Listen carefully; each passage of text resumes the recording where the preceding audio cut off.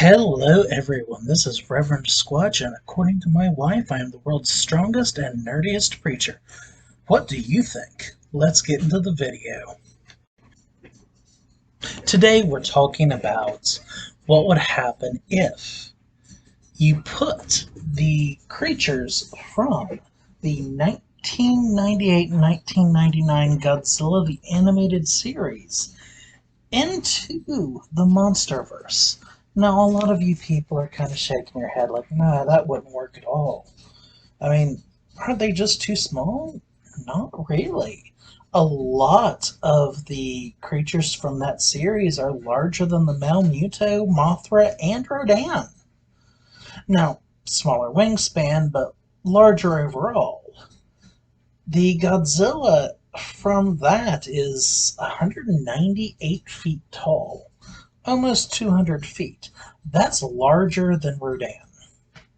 And the firebird from that, called it Quetzalcoatl, it was really big by comparison. It was his same size and a huge wingspan. The wingspan was probably 400 feet or more. So, comparable sizes to Rodan, Mothra, and the male Muto. And almost all of these creatures in that series were of similar sizes. You add in things like the dragmas, which were amazing. If you haven't seen it, you need to.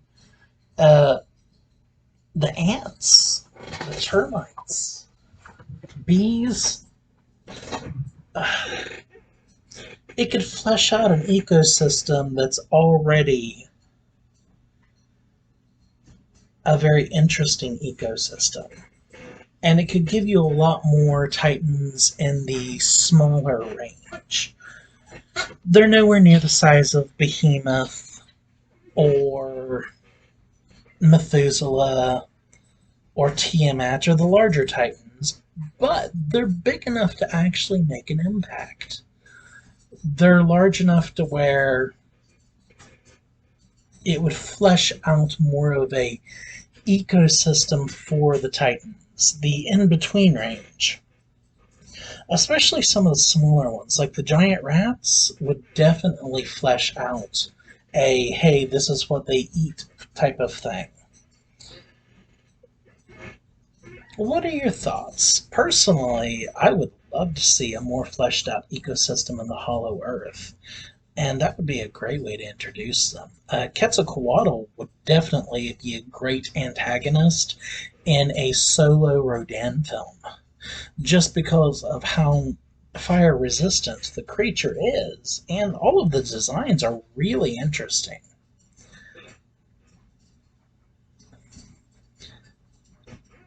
Zilla Jr. or Godzilla Jr. from the series could be a subspecies of Godzilla. I mean, that would be really interesting, especially if we got to see him go up against another Titan. Like, a Skullcrawler would be a very good one for him to go up against, really. He digs incredibly fast.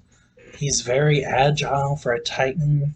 I would put him, agility-wise, similar to that of Kong. Not quite at the same level, but very close. And you wouldn't have to scale him up very much to make him competitive against Kong. Scale him up maybe an extra 30% or an extra 50%, something like that. Somewhere between 270 and 300 feet tall, and you've got a competitor for Kong. You have another possible Alpha Titan. Just because of the fact that he does have an atomic breath, he does have a breath weapon, he's incredibly fast, he's amphibious, he digs amazingly quickly, even without his atomic breath. And the other creatures would just be great, especially the bugs. If you put in the bees and the termites into this world, you would definitely have a very interesting ecosystem going on. And Within the Hollow Earth, you could have the termites be just kind of cleanup for maybe some large trees that grew in the radiation dense areas. There's so many things you could do. It's just a marvel that people haven't thought of it. And I don't think it would be difficult to get the rights to those creatures because those creatures were originals of TriStar or whatever series actually owned the animated series. I think it was TriStar because TriStar Pictures actually created the 1998 movie, but I may be wrong. You could add 30 Titans or sub Titans, even. Make a new category, sub Titans. You could put Doug in that category. Now, you guys do know who Doug is, right? The little wiggly woggly kind of Godzilla looking thing in the Hollow Earth when Kong first goes in there. He's really interesting. I love Doug, he's awesome. But really, I mean, it wouldn't be that difficult to add in those Titans. The worm El Gusto, or however Gusano, however you pronounce it, that could fit in the Hollow Earth really easily. In fact, you could make it the race of Titans that created the original tunnels from the Hollow Earth to the surface, and the other Titans just used them and enlarged them. Really, you could add in some of the Hanna-Barbera Godzilla series monsters. The Megavolt monster would be a really good one to add.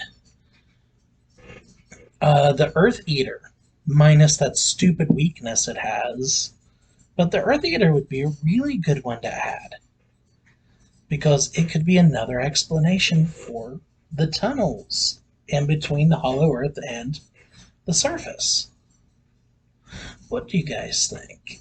Would you like to see any of those monsters added into the monsterverse? Or is there something specific you would like to see put in there? Give me your thoughts below. And, just try to be respectful with each other, but let me know what you think. God bless, and I love you all.